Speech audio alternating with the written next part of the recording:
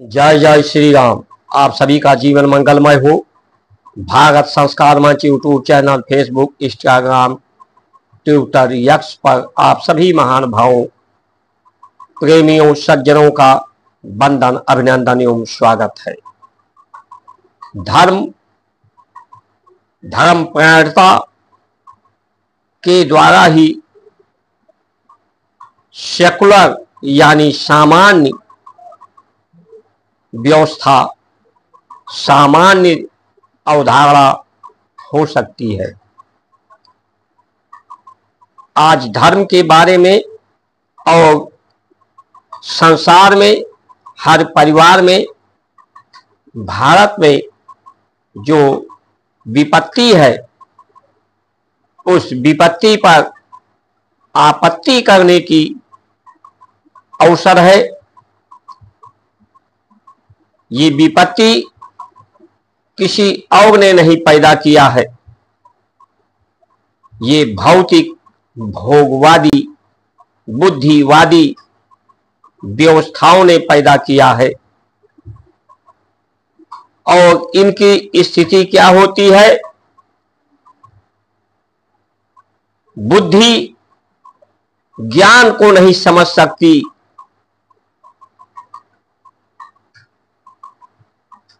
न ज्ञानम न शीलम न दानम ते भारभूता मृगश्चरन्ति। ऐसे लोग भूत हो गए हैं, यानी मर गए हैं। इनकी आत्मा, इनका मन मर गया है। ये भूत बन करके इस धरती का भार बन के विचरण कर रहे हैं, मृगों के झुंड की भांति। यही अर्जुन ने भी को कृष्ण ने उपदेश किया था कि जिनकी आत्मा मर गई है, मन मर गया है, जिन्होंने आत्महत्या कर ली है, अपनी आत्मा को नहीं समझा, मनोबल, मंत्र बल को नहीं समझा, ऐसे लोगों को शरीर को समाप्त करके धरती में मिलाकर उन्हें मुक्ति प्रदान करना धर्म है। उन्हें उनके शरीर को समाप्त करना अधर्म नहीं है। ये हर बहादुर, हर क्षत्रिय का परम कर्तव्य है, उसमें कोई पाप नहीं है। तुम मारोगे तब भी ये मरेंगे और नहीं मारोगे तब भी मरेंगे, क्योंकि ये तो पहले से ही अपने आप को मार चुके हैं, अपने मन को मार चुके हैं, आत्मा को मार चुके हैं।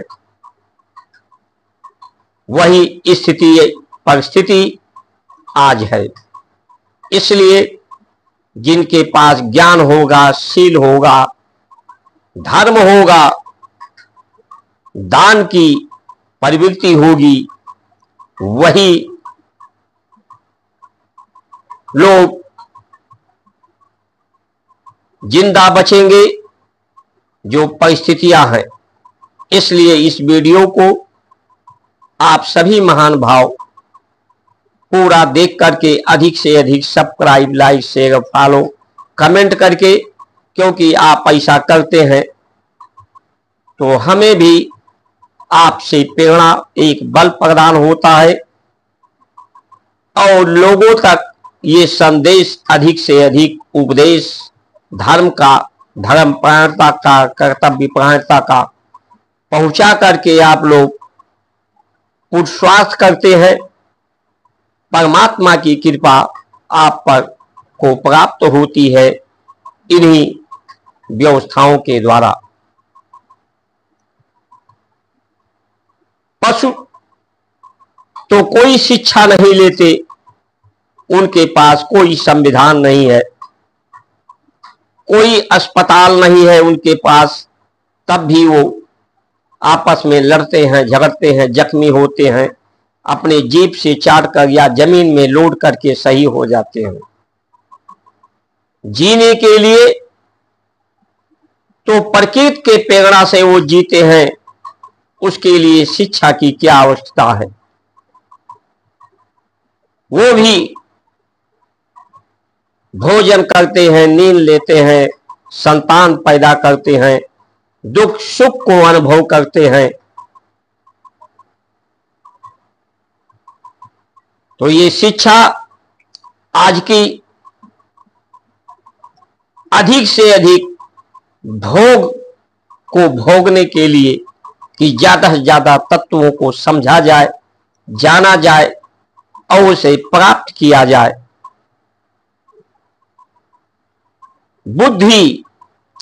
बुद्धि के द्वारा विकास, बुद्धि जो होती है वो अलगाव, बिलगाव, अवसाद, परमाद, विषाद को पैदा करती है।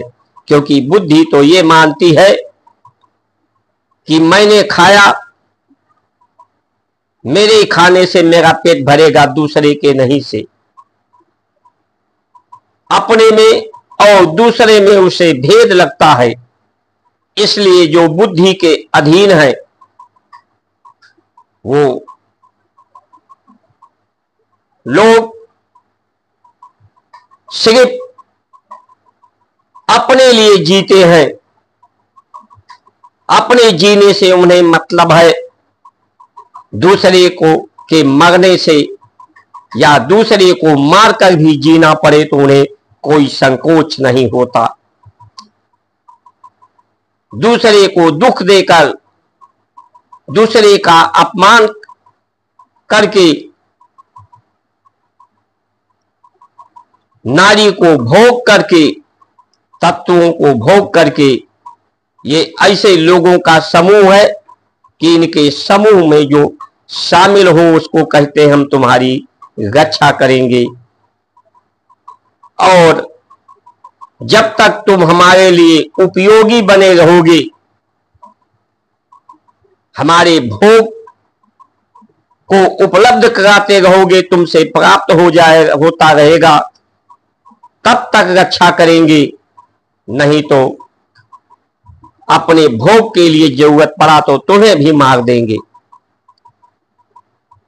ये असुर पशुवत सभ्यता है, जिसमें जो शरीर का धर्म है, मन का धर्म है, आत्मा का धर्म है, परमात्मा का धर्म है, प्रकृति का धर्म है, धरती का धर्म है, उस धर्म में ये रोड़ा पैदा करने वाले लोग हैं। भारत की संस्कार संस्कृति देव संस्कृति है, देवत्व की संस्कृति है, प्रकाश ज्ञान की संस्कृति है,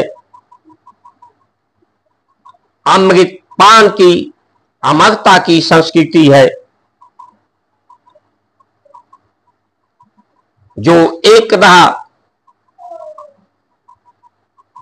में बहुता विविधता को देखता है कि एक से ही विविध है, विविध शरीरों के द्वारा विविध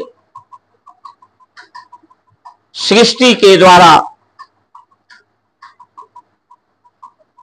ये सब हमको जीवन दे रहे हैं, हमारे सहायक हैं। हमें भी सबको देने की भावना होनी चाहिए।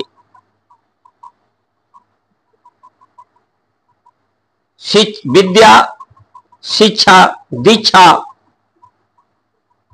मन की मनोबल के लिए, मन की शक्ति प्राप्त करने के लिए, मंत्र की शक्ति प्रदान करने के लिए, प्राप्त करने के लिए, आत्मशक्ति, आत्म अनुभूति प्राप्त करने के लिए, प्रदान करने के लिए होती थी कि जो अपने आत्मा को जान लेता है, आत्म को जान लेता है, अपने को जान लेता है, अपनों को जान लेता है, उसे कुछ जानना शेष नहीं रह जाता। जो आत्मा का साथ प्राप्त कर लेता है, आत्म अनुभूति, उसे कुछ प्राप्त करने के लिए आवश्यकता नहीं होती और इसे अवस्था के अनुसार व्यवस्था दिया गया। बच्चा जब पैदा होता है तो ब्रह्मचर्य ही होता है, वैराग्य ही होता है, उसमें काम, क्रोध, लोभ, कामनाएं, वासनाएं नहीं होती। उस समय उसे उसकी बुद्धि की आसक्ति नहीं होती कामनाओं की, काम वासनाओं की, तब वो धर्म को जानता है। धर्म को जानने में उसकी सरलता होती है, सुगमता होती है कि मैं क्या हूं, संसार क्या है, आत्मा परमात्मा क्या है, संसार के सृष्टिकर्ता कौन है, कारण क्या है। अवस्था बदलती है तो विवाह संस्कार के माध्यम से सेवा, सत्कार, सहयोग, 50 के बाद शरीर की अवस्थाएं वैराग की तरफ बढ़ती हैं, जिसे मरने का अभ्यास, क्योंकि जीवन जन्म मृत्यु के कारण होता है, जिसे जन्म और मृत्यु आयु का अनुभव देव संस्कृत में होता है, जिसे मरना आता है, मरने का अभ्यास, अनुभव आता है। जब व्यक्ति परिश्रम करके दिन में प्रकाश में कार्य करता है, रति करता है, रात में चिर निद्रा में शरीर भी विश्राम, मन भी विश्राम, चित्त की वृत्तियां भी विश्राम, बुद्धि भी विश्राम की अवस्था में होती है। अपने शरीर का, अपने बुद्धि का होश नहीं रहता, वो अवस्था मृत्यु के समान होती है। मृत्यु को अनुभव कराने वाली अवस्था होती है। ऐसी अवस्था से व्यक्ति निरोग होता है, उसे शांति प्राप्त होती है, संतुष्टि प्राप्त होती है। जो सेल, कोशिकाएं रोज मरती हैं, नई कोशिकाएं, सेल उसे नई प्रदान होती हैं। शरीर का परिवर्तन रोज होता है, पुराना शरीर मरता है, नई शरीर पैदा होते हैं। सिर्फ स्वभाव, स्मृति, संस्कार ही पुराना रहता है, इसीलिए इसके संस्कृत कहते हैं, संस्कार कहते हैं, जिसे इतिहास भी कहते हैं। तो जिसका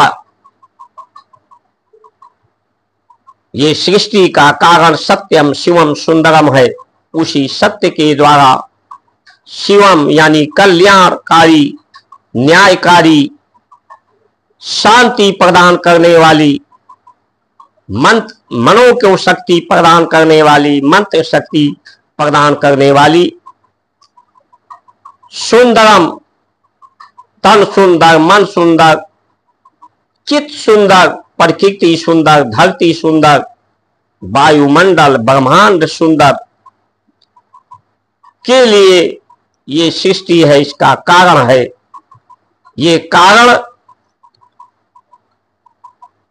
जब समाप्त होने लगता है, ये ही धर्म है। इस धर्म में जब रोड़ा पड़ता है, जिस व्यवस्थाओं से व्यवधान पैदा होता है, वो व्यवस्था समाप्त हो जाती है। आज के संविधान की बात लोग करते हैं, संविधान हमारी रक्षा करती है, शांति स्थापित करती है। भारत में जो मानवता बची है वो संविधान के कारण नहीं, संविधान को तो लोग ना पढ़ते हैं, आम लोग ना जानते हैं। संस्कार संस्कृति के कारण ही यहाँ मानवता और सहयोग की भावना है, सबकी सुरक्षा संरक्षा है, सिर्फ संस्कार संस्कृति की देन है। संविधान का इसमें कोई भी योगदान नहीं है, लेकिन सब संविधान की दुहाई देते हैं। लोग कहते हैं कि संविधान इस तरह से होना चाहिए कि उससे अपराधियों में भय हो। भय उसे होता है जो जिंदा होता है, जिसका मन मर गया हो, आत्मा मर गई हो, उसे भय नहीं होता। आज तमाम संविधान ऐसे हैं जिसमें मृत्यु का भी दंड है, तब भी लोग अपराध करते हैं, क्योंकि ये मरे हुए लोग हैं।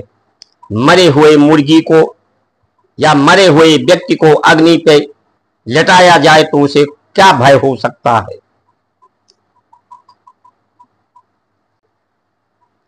आज की जो राजनीतिक व्यवस्था है,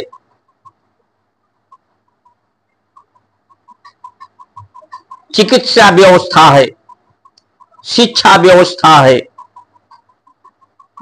संवैधानिक व्यवस्था है, वैज्ञानिक व्यवस्था है,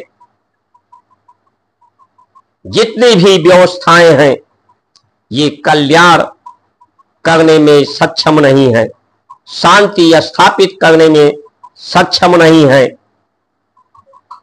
सुंदर सब कुछ करने में सक्षम नहीं है, बल्कि ये मानवता के लिए, देवत्व के लिए, देव संस्कृत के लिए सबसे ज्यादा ये विरोधी हैं। अपनों ने ही लूटा, दूसरों में कहां दम था, कश्ती वहीं डूबी जहां पानी थोड़ा कम था। चाहे मुगलों के समय में, अंग्रेजों के समय में, उनकी सेना में, प्रशासनिक व्यवस्थाओं में, हमारे ही देश के अज्ञानी लोग, लालची लोग भर्ती थे, उनके लिए काम करते थे। इन्हीं सनातनियों हिंदुओं पर एक हिंदू ही अत्याचार हिंदुओं के माध्यम से मुगल और अंग्रेज करते थे। आज भी हमारे देश में अपने को हिंदू कहने वाले, सनातनी कहने वाले ही आज इस संस्कार संस्कृति की अपेक्षा कर रहे हैं। इसको समाप्त करके भोगवादी व्यवस्थाओं में झोंकना चाहते हैं, लोगों को अपना उपभोग का वस्तु और उपयोगी बनाना चाहते हैं। इसलिए ये जितनी व्यवस्थाएं हैं जिनका आधार धर्म नहीं है, धर्म के विरुद्ध हैं, ये सभी व्यवस्थाएं, चाहे आईएएस, आईपीएस, एमबीबीएस, ये जो न्यायिक प्रणाली है, पीसीएसजे, ये जो न्याय नहीं दे सकती, न्याय विवेक से होता है, निर्भीक विवेक से होता है, तर्क से और वितर्क के परमाणु से, बुद्धि के नेमकता से नहीं हो सकता। ये नियोजता से हो सकता है, नियोक्ता से हो सकता है। आज न्याय जो लोगों को नहीं मिल पा रहा, जिस पर माननीय राष्ट्रपति ने भी मुख्य उच्चतम न्यायाधीश के सम्मुख सभी न्यायाधीशों के उपस्थिति में अपनी चिंता को व्यक्त किया है कि आज की न्याय प्रणाली जो 30 साल, 32 साल, 40 साल न्याय में देरी, न्याय सबके दरवाजे तक होना चाहिए, सब तक पहुंच इसकी होनी चाहिए, उस पर चिंता व्यक्त किया है। क्योंकि शब्दों के में बंधकर और ऐसे आख्याओं के आधार पर, विवेचना के आधार पर, बुद्धि के आधार पर, तर्क वितर्क के आधार पर न्याय हो ही नहीं सकता। इसलिए ये जितनी व्यवस्थाएं जो सारी गड़ी व्यवस्थाएं हैं, इनके समाप्त होने का समय हो गया है। इनका दुरुपयोग हो रहा है। दुरुपयोग का पर्याय जो सृष्टि का कारण शांति है, कल्याण है, शक्ति है, मन की शक्ति, आत्मा की शक्ति, शारीरिक शक्ति, बौद्धिक शक्ति, उनका प्रयोग समाप्त हो रहा है। और शिक्षा, दीक्षा, विद्या समाप्त हो रही है। उस पर किसी का ध्यान नहीं है। इसलिए आप सभी लोग सजग हो और भारत की संस्कार, संस्कृति, सनातन धर्म से जुड़े, इसी का समर्थन करें। जो विदेशी व्यवस्थाएं हैं उनसे बचे। स्वदेशी वस्तुओं को अपनाएं, स्वदेशी आहार को अपनाएं, स्वधर्म को अपनाएं, स्वाभिमान को बचाएं। ऋषियों ने हमारे ये मर्यादा में रहने को कहा है। ये सीमित आयु, इंद्रियों की सीमित क्षमता, बुद्धि की सीमित क्षमता, इसलिए सीमित संसाधनों में, सीमित आय व्यय में श्रेष्ठ जीवन, नेक जीवन, सुंदर शांति जीवन, स्वस्थ जीवन जीने का जो रास्ता, सरलता, सुगमता दिया है, उसी को सब अपना करके अपने को बचाएं।